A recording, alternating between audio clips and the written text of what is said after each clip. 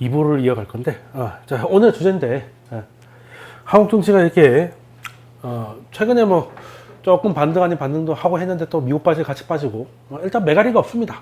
매가리가 없어요. 그냥 그 반대 매매로 과하게 빠졌던 부분만 좀 빠르게 되돌림이 있었고, 그 외에는 뭐 시장이 뭐 그렇게, 탄력이 있다라고 보기엔 좀 어렵죠. 뭐 미국도 마찬가지 아니냐, 뭐 물론 그렇기도 한데, 중국이 6월 1일부터 이제 봉쇄를 좀 풀고 하면 한 10몇 프로 정도 올라온 거에 비해서는 우리가 조금 반등이 좀 약했죠. 우리가 중국 증시에도 영향을 많이 받는데도 불구하고 이번에 왜 이렇게 좀 힘이 약한가. 근데 대부분 이제 뭐 얘기하는 거는 뭐 반대 매매, 뭐 물론 그런 것도 있는데 거시적인 이유도 분명히 있을 것이다. 그래서 한국 증시가 이렇게 매갈이 없는 이유를 한번 보겠습니다. 그럼 일단 주변을 지금 현재 한국 경제가 처한 글로벌 경제 상황을 좀 봐야 되는데, 일단은 전 세계적으로 모두가 지금 글로벌 트렌드가 금리 인상이잖아요. 금리 인상이고, 금리 인상을 안 하는 나라를 찾기 어려울 정도가 됐고, 근데 전 세계가 다 금리를 인상하고 있는데 물가는 전 세계가 다 똑같이 오르진 않고 있어요. 오르곤 있지만 미국, 유럽이 가장 좀 이렇게 많이 오르고, 다른 나라들은 미국처럼 이렇게 금리를 빨리 올려야 되는 정도 물가 상승이 있는 건 아니에요. 우리도 마찬가지고. 미국처럼 우리도 많이 올랐다지만 미국처럼은 아니거든. 미국은 요즘에는 뭐 밖에 나가서 아무렇게나 먹어도 인당 한 5만 원씩은 들어간다고 그래요. 그러니까 그 이번에 넷플릭스에서 뭐 다큐가 하나 나왔는데, 그 이제 미국의 미국 노숙자에 대한 삶인데, 그걸 보시면 좀 느끼시겠지만 노숙자가 그냥 뭐 대단한 이유로 노숙자가 되는 게 아니에요.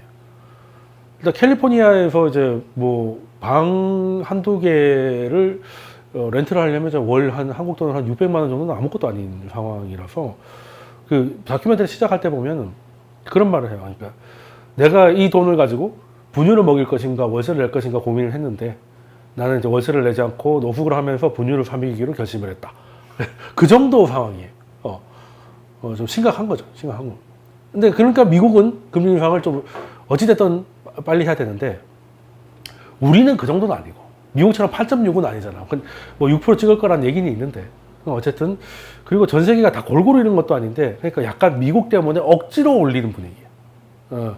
그리고 지금 달러가 너무 강하니까, 미국이 달러가 강하면 미국의 인플레이션이 해외로 수출되는 거. 우리는 또 미국한테 뭘 할 때 또 뭘 해야 되는 상황이 있으니까, 미국이 약달러를 가져가면 오히려 미국이 인플레이션을 흡수를 해주는 건데, 이 반대 상황이 돼요.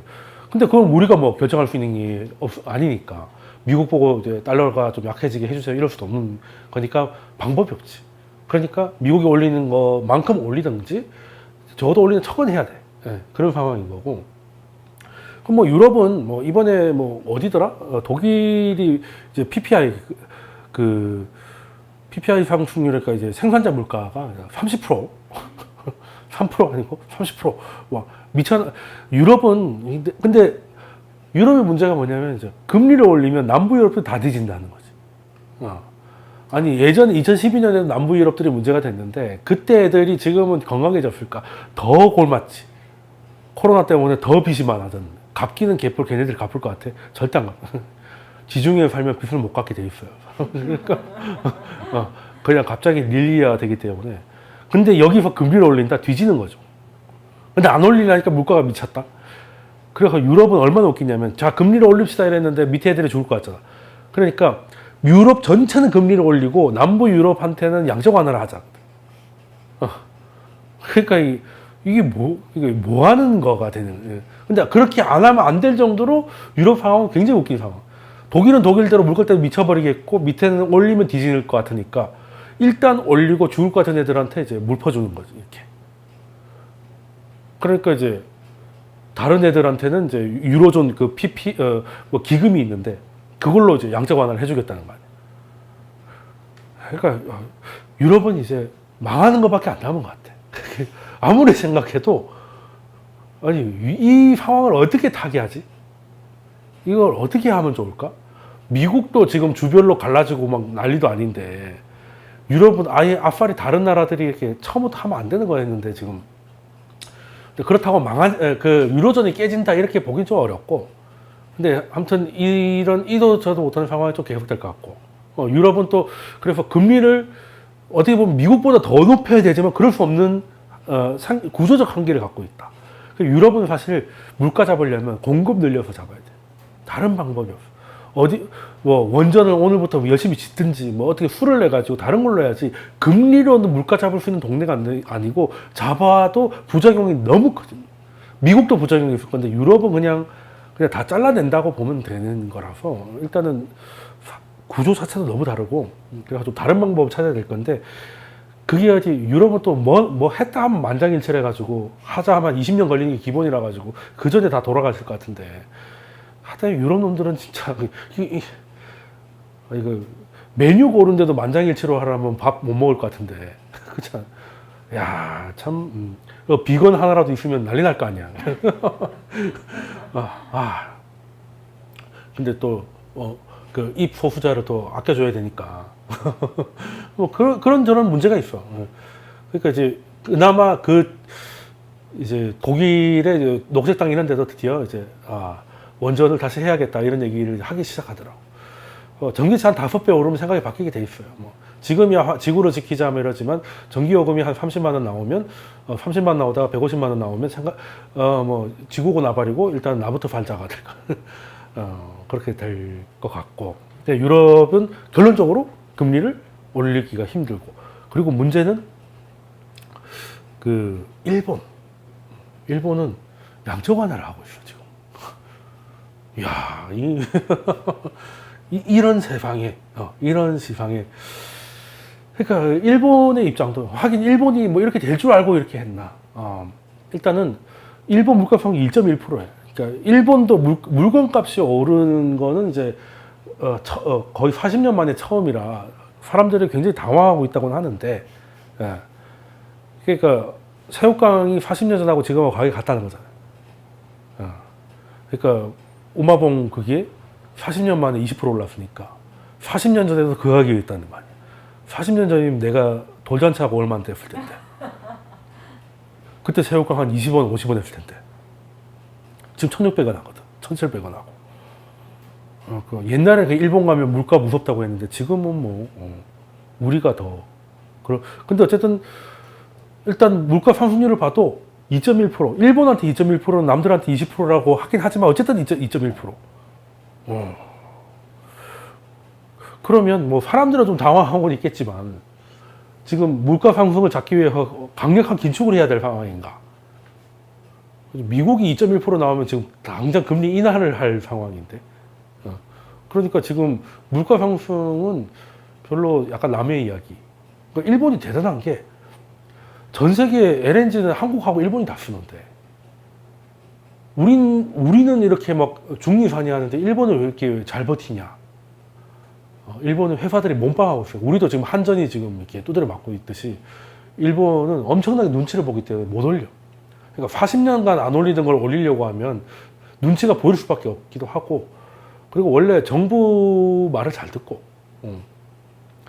그리고 사람들이 놀라서 저항이 너무 세고 그래서 지금 좀 그런 이유로 좀 느린 것도 있는데 그리고 환율도 깨졌는데 그럼 2배로 높아져야 되잖아.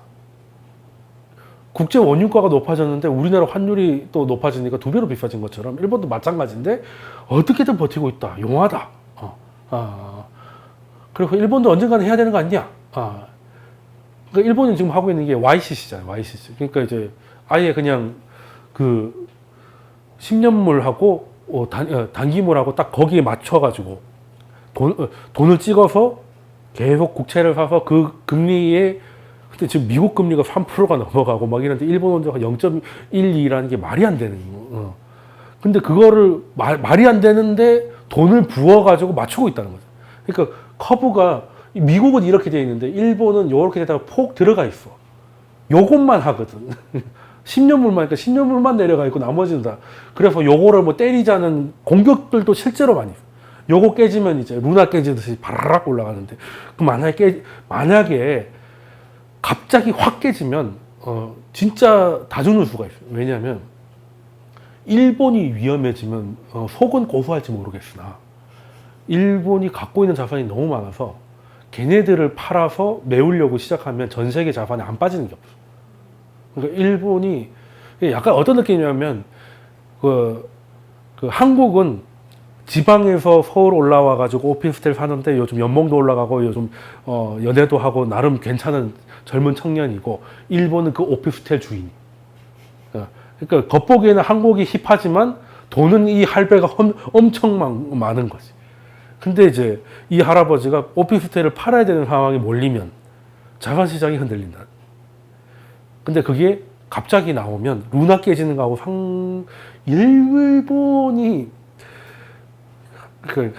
우리 화학 게임이 한창 잘 나갈 때 투자해가지고 94억 달러인가 벌었다고 난리가 났는데 그래서 한국이 드디어 해외에서 무역이 아니라 투자로 돈을 벌었다. 눈물 난다. 말해가지고 대박이다. 이제 100억 달러 곧 넘기겠군 했는데 일본은 2,700억 달러 그냥 깔고 있어.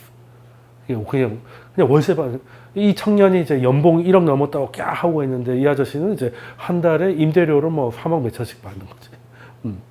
뭐 그냥 게임이 안 되는 그런 건데 물론 할아버지다 보니까 이제 사회 활력이 죽었고 조금 이상해지고 했던 말 또 하고 뭐 이상한 소리 하시는 분들이 좀 많긴 하지만 근데 어쨌든 이게 깨지는 게 그냥 고소하다고 생각하면 안 될 수 있다. 생각지도 못한 유동성 리스크를 만들 수 있다.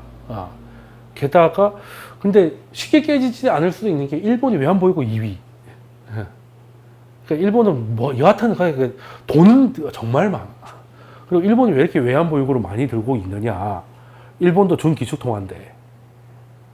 근데 또 그렇게 들고 있으니까 준기축통화가 되는 거예요.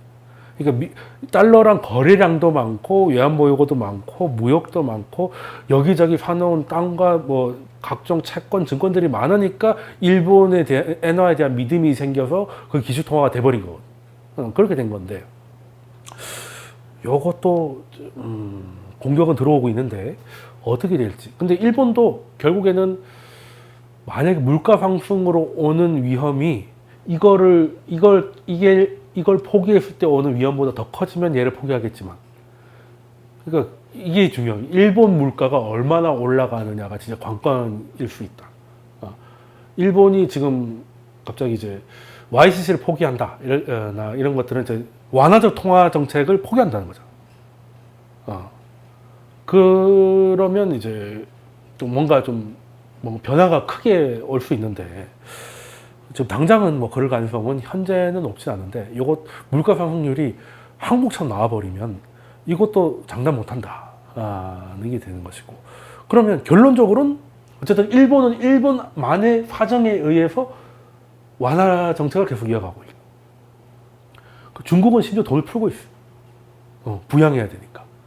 그러니까 외국인 입장에서 봤을 때 아시아에서 물가 제일 비싸고 그리고 금리를 강하게 올리고 있는 나라는 한국밖에 없는 거예요. 그러니까 한국을 사고 싶냐는 거예요. 뭘 있는 걸 또 내다 팔아야지 무슨. 그러니까 중국은 인하를 하고 앉아있지. 인하를 하면 나중에 물가는 둘째 치더라도 지금 성장 나올 거잖아.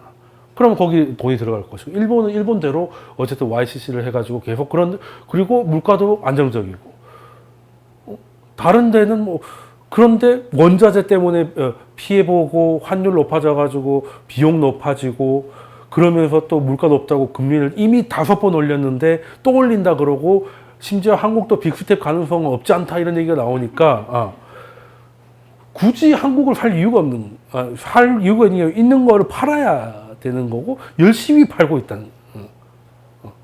그러니까 지금 동학개미든 이든 뭐 사는 사람은 하나도 없고 그나마 주체는 외국인이 팔고 있으니까 그냥 누가 사는 사람이 없으니까 팔면 쭉 밀리고 그냥 안 팔면 그냥 멈춰 있고 뭐 이런 상황이 이어지고 있는. 그러니까 이렇기 때문에 한국에 일단 우리는 뭐 우리만 보지만 글로벌하게 봤을 때는 특히 이제 아시아의 제조업 국가들이 이제 원자재 가격 상승 때문에 물가 상승 때문에 피해를 보는데 한국하고 일본이 똑같이 피해를 본다 하더라도 일본은 완화하고 한국은 긴축이고 중국도 완하고, 중국은 심지어 러시아에서 싸게 들어와.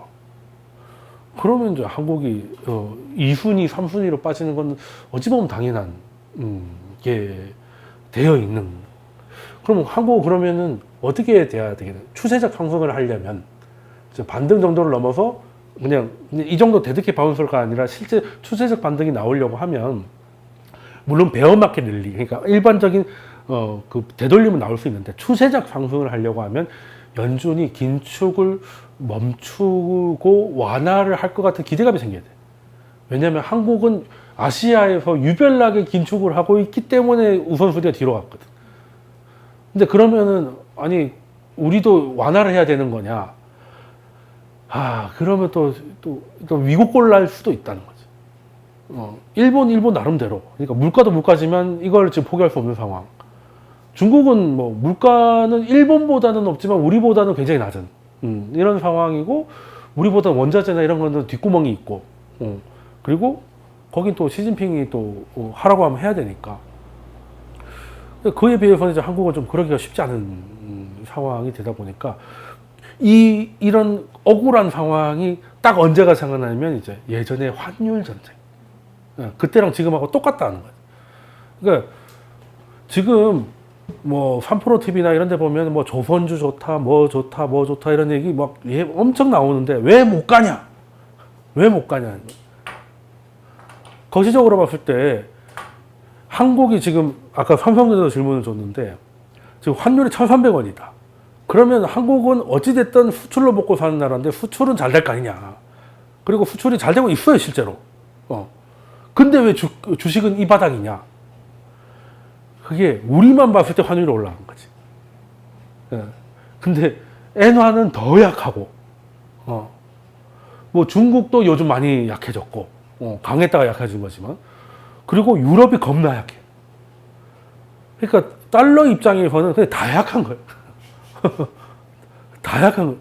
그러니까 원래는 달러가 강해지면 보통 이제 선진국들은 같은 방향으로 하니까 달러엔 유로가 강해지면 이머징이 좀 힘들었다가 힘드니까 이머징 환율이 높아지니까 결과적으로 수출에 도움이 돼서 또 도움이 되는 이런 그림이 나와야 되는데, 환율 효과를 이것들이 뺏어가고 있다.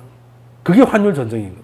그러니까 미국은 강세로 가는데 일본, 유럽이 약세로 가니까 중간에 끼어있는 우리는 달러 강세는 두드려 맞고 환율 상승에 대한 수출 경쟁력 강화는 얘네들하고 나눠 가져야 되니까 희석돼 버리는 거야. 그러니까 그때 이머징들이 그냥 옆으로 기었던 건 우리도 그때 박스권이었듯이.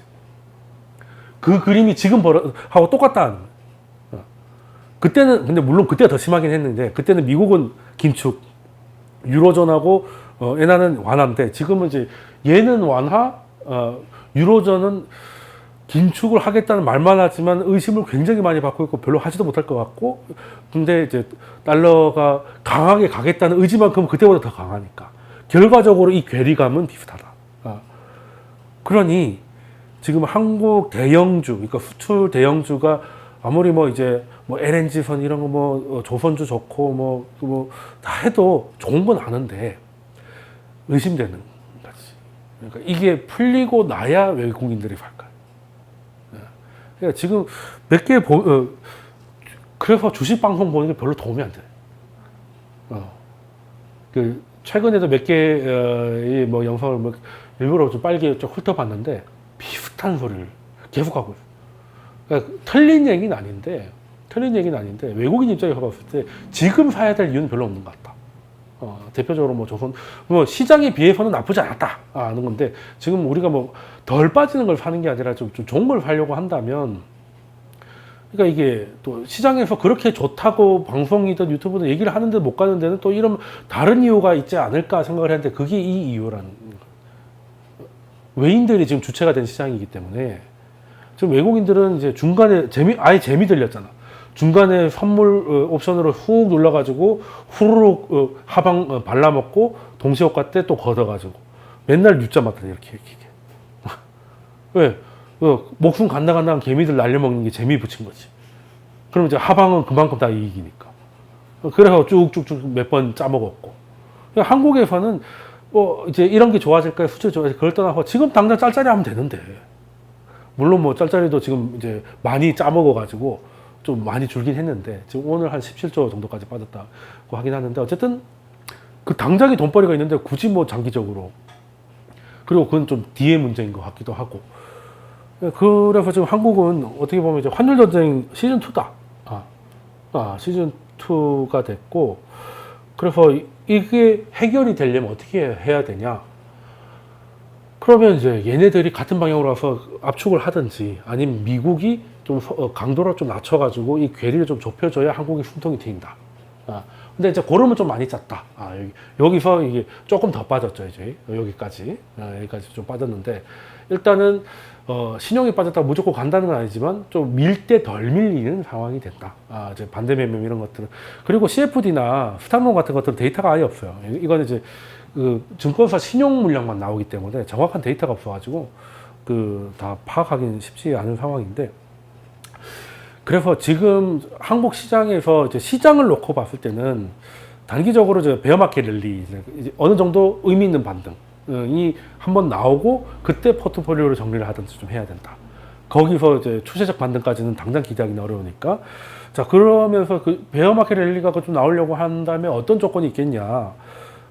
일단 미국의 신용물 금리가 이제 좀 내리는 게 이제 거의 좀 확인이 되는 그런 느낌이 돼서 그게 뭐겠냐. 10년물 금리가 내려가기 시작한다는 건 더 이상 물가나 연초대 긴축 강도가 높아지지는 않을 거라는 생각이 채권 시장에 퍼졌다는 얘기죠. 그게 확인이 돼야 한국 시장은 이제 베어마켓 랠리가 나올 것이고 추세적 상승은 연준이 태도를 바꾸려고 군부를 딱 떼면 그때부터다. 그럼 그 전까지는 어떻게 해야 되겠나? 현재 물량들은 이제 베어마켓 랠리를 통해서 정리를 좀 하고 정리를 하고 그 이후로는 이제 그 기대 수익을 좀 낮춰가지고 수익률보다 수익 횟수로 가져가면서 이제 그 시장이 뭐 그 기업의 이익이 늘어나고 이런 거에 대해서 너무 낙관적으로 볼 게 아니라 가격에서 약간 피로감을 보이고 차트에서 그러니까 우리가 내가 자주 쓰는 말인데 차트에서 에너지 균형이 깨졌다. 그러니까 차트는 살려고 하는 사람과 팔려고 하는 사람들이 만나서 만들어진 가격의 족적이잖아. 근데 여기서 균형이 깨졌다는 건 팔려는 사람이 더 많다 치면 가 되는 거고 좀 어느 정도 밀어냈다고 생각하면 다시 들어가고 뭐 이런 게 좀 돼야 되는데 뭐 정말 쉬운 거 하나 이게 좀 테슬라도 마찬가지였다. 테슬라가 뭐 이렇게 급등을 했다가 그 이후로 이제 몇 번의 시도가 있었는데 올라가면 갈수록 기울기가 눕는다는 거는 가면 갈수록 위에서 매도를 치는 사람들이 늘어나고 있다는 거. 그러니까 여기서 여기 가고 첫 번째에서 두 번째는 이 정도의 시간이 소요됐는데 두 번째에서 세 번째는 거기까지 가지도 못했고 시간은 더 많이 걸렸어. 그게 뭐겠냐. 예전보다 팔려는 사람들이 많아졌지. 그러면 에너지 균형이 깨졌다. 가 되네. 그러고 나니까 이제 예전 하락보다 더 큰 하락이 오잖아. 그러니까 이거는 그냥 그 공식화할 수는 없고, 근데 이제 그래서 문맥을 알아야 돼. 그러니까 차트쟁이들이 문제가 뭐냐면 여기를 보려고 하거든. 차트의 오른쪽을 보려고. 그건 뭐 알 수가 없죠. 어떻게 되니? 차트의 왼쪽을 봐야 돼. 왼쪽을. 가격을 본다는 게 좀 추상적인 얘기일 수 있는데 결국에는 매수자와 매도자가 만나서 만들어진 가격과 그 거래량이 여기 나오는 거죠. 그럼 이런 발걸음이 왜 이런 발걸음을 했을까라는 생각을 해요. 근데 보통 차트를 본다고 하면 이런 패턴이 하면 뭐 급등 패턴이다 해가지고 뭔가 자꾸 공식화하고 이름을 갖다 붙이려고 하고 막 하면서 여기 건 제끼고 앞에 거를 보려고 해요. 그러니까 안 맞는 거지. 그러니까 이게 예측하고 대응하고가 기만장 차이가 굉장히 달라요. 그러니까 대응이라는 거는 우리가 이때쯤에 있는데 여기에 지금 있으면 고민이 될 거 아니냐. 더 갈 수 있을까? 이번에는 성공할까? 저번에 실패했으니까. 근데 앞으로 어찌 될지 모르겠지만 지금 기울기는 눕고 있고 기간은 길어지고 있고 올라갈 때마다 거래량이 그렇게 신뢰를 많이 실어주지 않고 있는 듯한 모습이다 라고 하면 확률적으로 밀릴 확률이 높다라고 해서 대응을 하는 거예요. 그러니까 보통 왜 이거 W 모양을 만들고 무슨 뭐 이렇게 줄 거 가지고 무슨 모양 만들면 그 다음에 이렇게 됩니다라고 자꾸 예측을 하려고 하지 말고, 그거는 그냥 결과적인 걸 하는 소리고, 여기에 문맥을 읽어라는 거죠. 문맥을. 이것도 그러니까 왜 그 수학 잘하는 사람들이 막 우리는 알 수 없는 그런 걸 가지고 막 안에서 뷰티풀 마인드 그러니까 그런 게 돼야, 그러니까 이걸 독해하는 거지. 이게 어떻게 보면은 이걸 거래하는 사람 모든 참여자들이 만든 거니까, 이 문맥을 이해하고 특정 상황에 선택을 해야 되는 시점에 왔을 때 이런 분위기라면 위로 갈 확률보다 앞으로 떨어질 확률이 높다고 판단하면 그냥 커트를 하는 거고, 더 갈 수 있다고 판단하면 이제 그냥 홀드를 한다든지. 그러니까 이게 오늘 캔들에 자꾸 넘어가지 마. 자꾸 넘어가려고 하면 그게 예측이 되고, 예측은 자꾸 틀리니까. 그러니까 확률적 대응을 하는 거야. 그러니까 자꾸 왼쪽을 봐야 돼. 자꾸 왼쪽을 봐야 돼. 오른쪽은 신의 영역이야. 신의 영역.